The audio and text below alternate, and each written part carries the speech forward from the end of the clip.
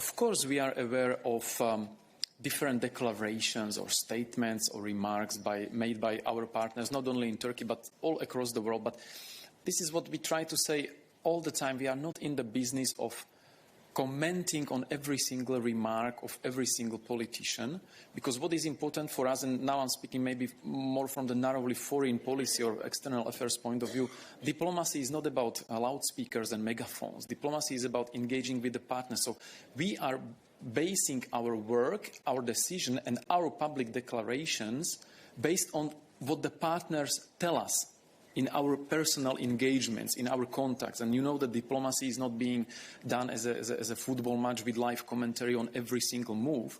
Diplomacy is done behind the negotiating table, usually behind the closed doors, and not everything what is being said in the room is then communicated publicly, at least if you want to be a responsible and proper diplomat and partner. So for us it's important, what are the deeds on the ground? If we see that on the ground, the situation on the ground is developing not in line with the declarations and assurances by the partner, then we jump on the plane or on the bus, on the train, and we go and we talk to the partner. And this is what HRVP with Commissioner Lenarčič is doing right now, or is going to do any moment in Ankara. This is what the President was doing over the weekend on the phone with President Erdogan. This is what the President of the European Council was doing with President Erdogan. This is what the Bulgarian Prime Minister was doing yesterday in Ankara with President Erdogan. This is what will be discussed by the foreign ministers in Zagreb for 2 days. So let's not preempt, or let's be a little bit patient. I understand the need for having instant commentaries, but the policy making, and especially on a diplomatic front, when you deal with partners with delicate balances of different aspects of coordination and cooperation, that you need to allow some time to clarify the issues. And you know that the question of our relations with Turkey is not one-dimensional, is not only about EU-Turkey statement on regulating or stemming the irregular migration. Turkey is also a NATO member. Turkey is also a country which is bordering Syria. We have terrible, terrible situation in the northeastern part of Syria right now, where Turkey is also involved in confrontation. So these are the layers we have to basically unpeel one by one and deal with them, and this is not a question of ours. Thank you very much. David, you have another question?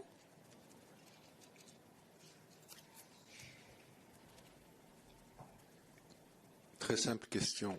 Yes, very simple question, which Lorenzo has already asked, and which I've already tried to ask, others have also asked. Can member states suspend for a month the right to apply for asylum on their territory?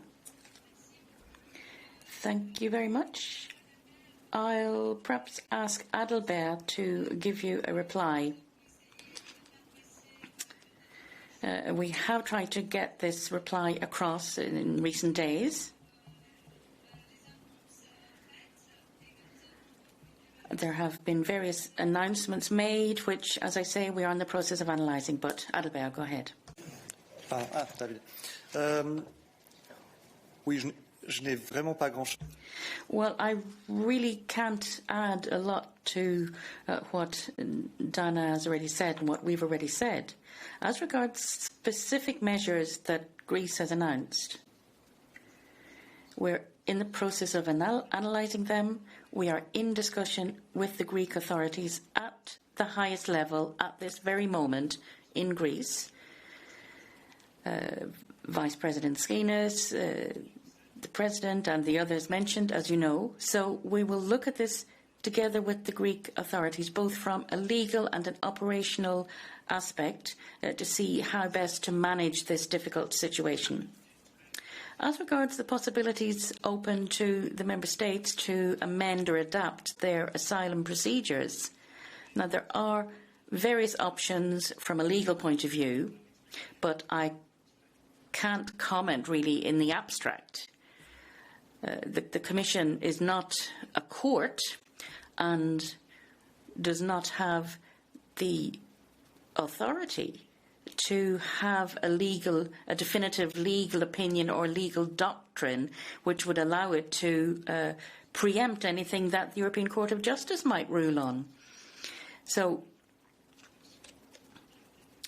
we function as a guardian of the treaty, but always in the light of an in-depth, precise analysis of the situation and the facts on the ground, rather than an abstract situation or abstract questions. Thank you very much, Adelbea.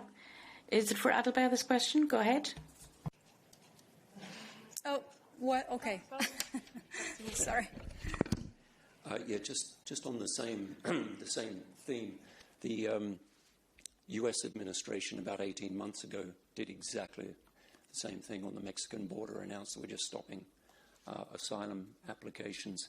I hear regularly with interest praise of the Australian model of migration, which involves pushbacks and reform.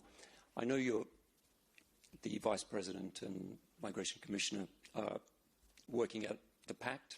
It's very difficult to get that organised right now when there's obviously a fire going on. But I would ask you, are these principles that you adhere to, does a person in fear of their life have the right to apply for asylum? And should they not be pushed back or stopped from doing that? Is this a principle that will be adhered to as you go forward with the Pact on Migration? I will not comment on the comparisons that you're making. As Dana was saying earlier, it is very much your role as a journalist to make comparisons between different situations. And I would not say that the situation that we are looking at in Greece today is exactly the same as situations in other countries at different times. As regards your questions about whether what the new pact on migration and asylum will be based on, I can only refer to the treaties, which contain a number of references to the Geneva Convention on refugees, to the right to asylum, which is enshrined in the Charter of Fundamental Rights. So, of course, the new pact will be very much based on the treaties and fully compliant with them. Thank you. Sorry, we had a question there first, and then I'll get back to you. Yes, Pia Gripenberg, Swedish Daily Dagens Nyheter. I have a question on Frontex, actually, because they are launching a rapid border intervention in Greece. And can you please explain how this is possible, since officers deployed by Frontex have to ensure access to asylum procedure of persons in need? How is this comparable with this asylum stop that Greece has launched? And wouldn't it be the other way around, that Frontex officers would be sort of end their operation in Greece when they have this asylum stop for 1 month? Please. Of a background about the role of Frontex in Greece, but also perhaps about the support provided by the Asylum Support Agency. I think it would be useful. Yeah, that's correct. So, first of all, there are a number of assumptions in your questions that I cannot fully agree with. This is, as I said, I do not think that we, for the moment, have a very clear picture of the measures announced by the Greek government and their implementation on the ground.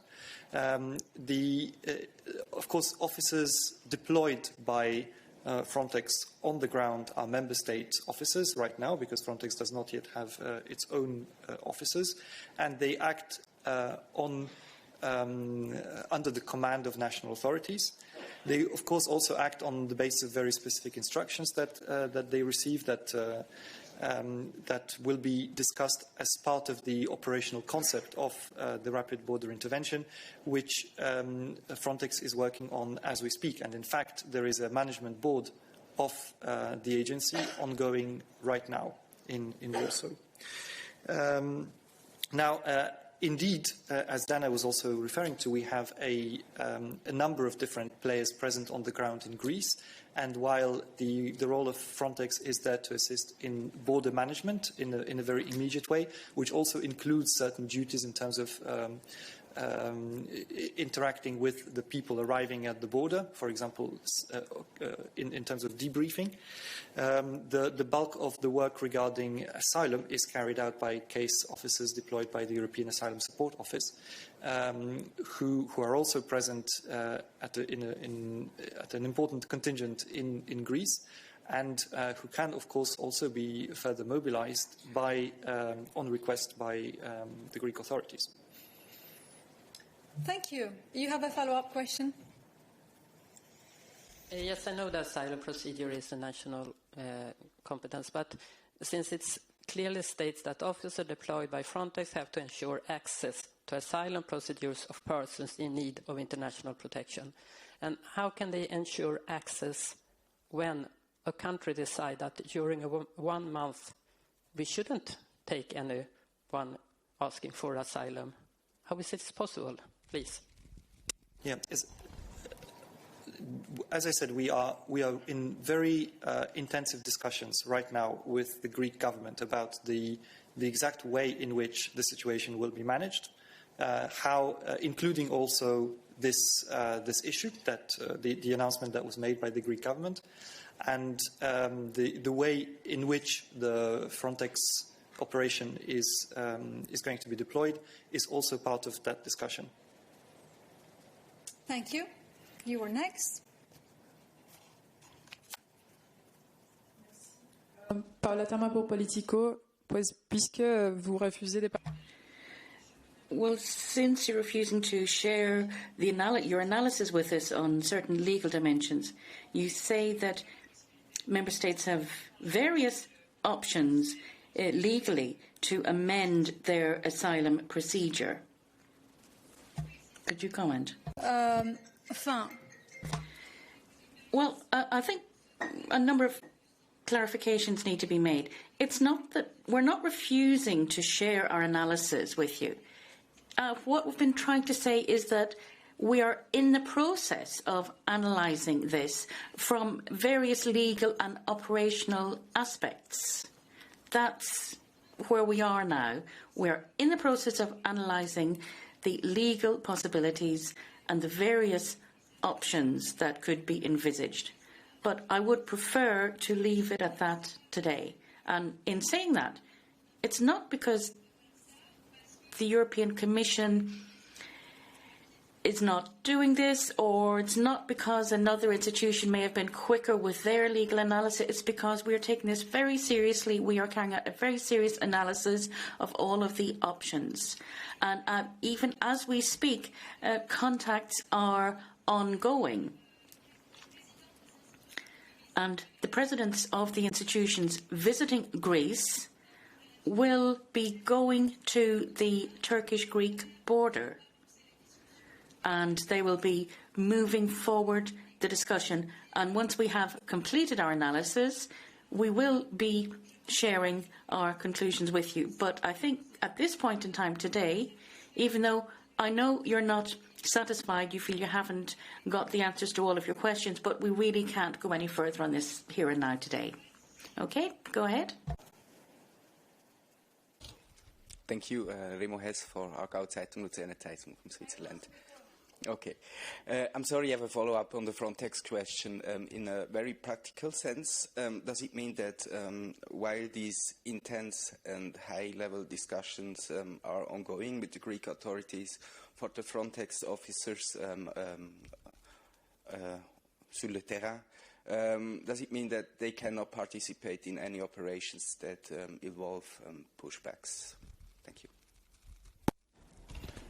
The framework under which the officers already deployed on the ground are operating is set and it's clear, and this, until it is changed, it remains what it is. So there are no specific changes to the operations on the ground until they have been decided and discussed. Do you have a follow-up question? So that means that Frontex officers or personnel are not going to participate in any operations that involve pushbacks? Frontex officers have to respect the law, and therefore they operate within a very clear legal framework, which they will continue to operate in. And that will the framework in which they will operate under any new operations will also be very clear. Thank you. Nikolai.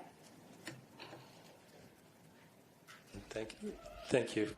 The EU has a directive on temporary protection that's supposed to handle sudden mass influxes of people seeking international protection. Is there any reason why this hasn't been triggered or used? Thank you. So, as we have been saying, we are discussing with the Greek authorities. We have been discussing with them since Friday throughout the weekend, and now we are pursuing the discussions at the highest level that we have in the European Union with the presidents of all institutions about what solutions would be appropriate to address the current situation that we have. Should the temporary protection directive be part of the answer, or should any type of support, reinforcement through any EU agency or any other type of support appear to be the appropriate answer? That answer will be provided. Thank you. Are there any other questions, or we have finished with this? You have a follow-up, Nikolai? Final question, again on the EU-Turkey statement. From what I understand, and some 26,000 people have actually been resettled from Turkey to the European Union since the launch of this agreement. Given that there are some 3.5 million refugees hosted by Turkey, is this figure, in your view, could the EU be doing better in terms of resettlement? It just seems like a drop in the ocean. Thank you. We are working on resettlement. We've been working on increasing the amount of resettlement places in the EU as Commission for a very long time. Our opinion is that indeed it is good to resettle people. It is a very important statement of solidarity with the refugees and with the countries hosting refugees, and we will continue to work towards having as many places for resettlement available as possible, including through providing financial support to the member states that pledge resettlement places, and making recommendations to member states as regards how exactly to do resettlement. So this is a very important issue for us, and we are indeed in favour of continued resettlement efforts by the European Union. Thank you. Adalba? Do we have any other questions today? No? Then thank you very much. Have a good afternoon. Sorry? You have another question? Okay.